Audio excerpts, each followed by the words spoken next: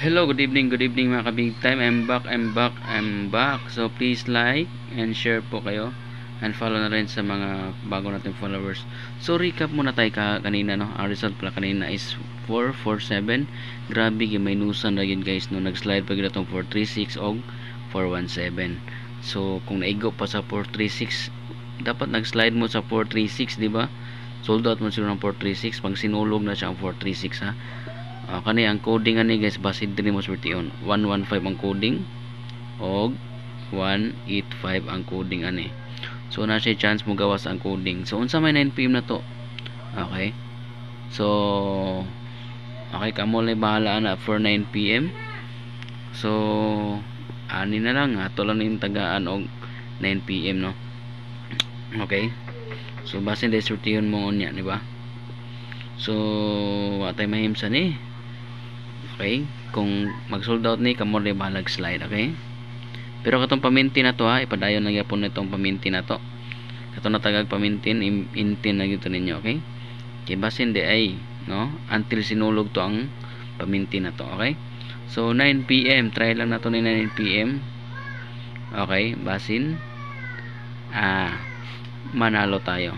Okay, baka swertihin po kayo. Okay, so okay ba tayo dyan? Okay, so ito lang ating best combination for 9 PM.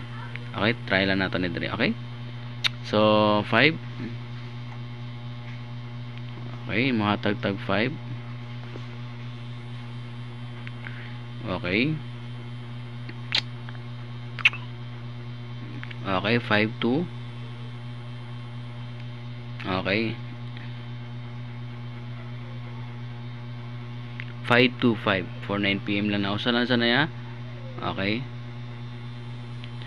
so maura na atong best combi for 9 PM 525. So kung ikaw nanood ngayon, please like and share. Okay, so kana lang, pero dire mahatag taog combination dire, ha. So mo na ito pamintin sa sinulo, guys, 436 until kung ano pista ay ganun yung buy 436, ha. Paminti na siya. Alright, so VIP for today.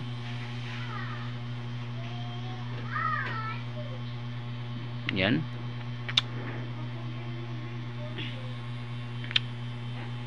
Okay, 132 VIP.